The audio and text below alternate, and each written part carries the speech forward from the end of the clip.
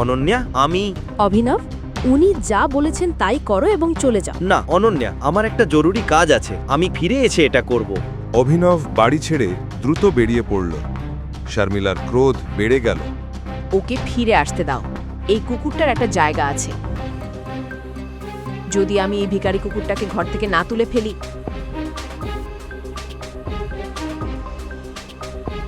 আমার নাম শর্মিলা নয়। অভিনব শর্মিলা তার শাশুড়িকে কিভাবে সামলাবেন? তিনি কি শাশুড়ির কাছ থেকে পালিয়ে গেলেন? এরপর কি হলো? সেই রাতে অভিনব চেন্নাই শহরের সবচেয়ে বড় হোটেল সাফেয়ারে এলো। হেই নিচু মানের, থামো। ঠিকানা বদলাতে এসেছো কি? কে তোমাকে ঢুকতে দিল? বেরিয়ে যাও।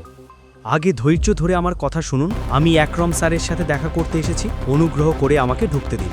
অভিনবের পুরনো শার্ট, ছেঁড়া জুতা আর এই সব কিছুকে নিচু চোখে দেখলো সিকিউরিটি। তুমি আকরাম স্যারের সাথে দেখা করতে এসেছো? তুমি তো বাথরুম ধোয়ার যোগ্যও নও। তোমাকে দেখলেই বোঝা যায়। বেরিয়ে যাও। স্যার, আমি একটা গুরুত্বপূর্ণ ব্যাপারে তাকে দেখতে এসেছি। অনুগ্রহ করে আমাকে ঢুকতে দিন। তাদের কথা না শুনে অভিনব জোর করে ঢোকার চেষ্টা করলো। সিকিউরিটি গার্ডরা তাকে টেনে বের করে দিল। সেই সময় তার এক্স গার্লফ্রেন্ড বৈভবী ও তার নতুন বয়ফ্রেন্ড দেবও সেখানে এলেন। সিকিউরিটি, তোমরা তো শুধু তার মতো ভিক্ষুকদেরই খাবার দাও, তাই না? আমার মনে হয় ও হয়তো ক্ষুধার্ত, কিছু অবশিষ্টাংশ থাকলে ওকে দিয়ে দাও। আকরামকে দেখতে পেতে অভিনব বৈভবীকে দেখে যতই রাগ করুক সবকিছু লুকাল। বিশ্বাস হচ্ছে না বেবি, এই ভিক্ষুক কি তোমার এক্স বয়ফ্রেন্ড? দেবের কথায় অভিনব রেগে গেল। অভিনব একটি পদক্ষেপ এগোলে হোটেলের প্রবেশদ্বারে একটি বিলাসবহুল গাড়িটা এসে থামল। গাড়ি থামতেই হোটেলের সব গার্ড লাইন ধরে দাঁড়ালো। বিক্রমন হোটেল মালিক বিলাসবহুল গাড়ি থেকে নামলেন। হোটেলে ঢোকার সময় বিক্রমন সেখানে জমায়েত দেখলেন। তিনি সিকিউরিটি গার্ডদের জিজ্ঞেস করলেন, লবিতে কি গোলমাল? স্যার, ও আপনাকে দেখতে চাইছিল। আমি এখনই সাফ করে দিচ্ছি স্যার। আমি কতবার বলেছি এভাবে লোক ঢুকতে দাও কি করে? তাকে ধরে বাইরে ফেলে দাও। আকরামের কথা শুনে সিকিউরিটি গার্ডরা যখন তাকে টেনে বের করছিল, অভিনবের হাতে থাকা আংটিটি আকরামের নজরে পড়ল। টাইগার, সিকিউরিটি, সিকিউরিটি, ওর হাত থেকে তোমরা হাত নামাও। এরপর যা ঘটনা ঘটল সবাইকে তাক লাগিয়ে দিল। আকরাম আংটিটা দেখে অভিনবের সামনে হাঁটু গেড়ে বসলেন। টাইগার, টাইগার, এটা কি তুমি? আমি তোমাকে ঠিকমতো চিনতে পারিনি টাইগার। শহরের সবচেয়ে বড় ব্যবসায়ী কারো এক জিনিসের জন্য অভিনবের পায়ে নত হলেন। অনুগ্রহ করে আমাকে ক্ষমা করে দাও টাইগার।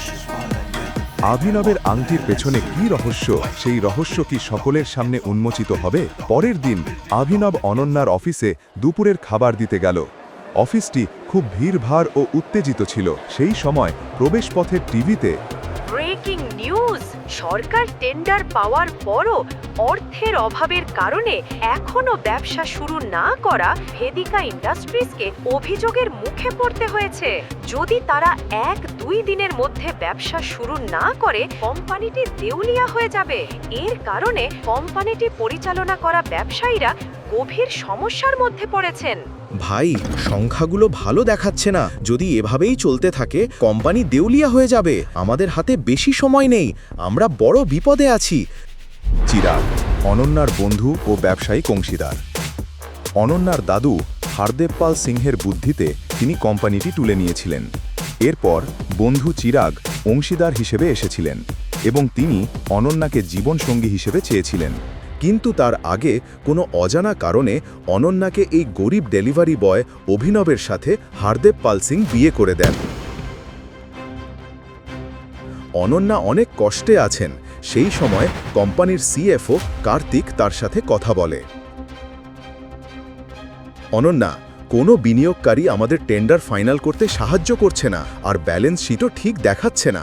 যদি এভাবেই চলে কেউ আমাদের কোম্পানিকে দেউলিয়া হওয়া থেকে আটকে পারবে না। কার্তিক, শুধু আমি জানি আমার দাদু এই কোম্পানি তৈরি করতে কতটা পরিশ্রম করেছেন।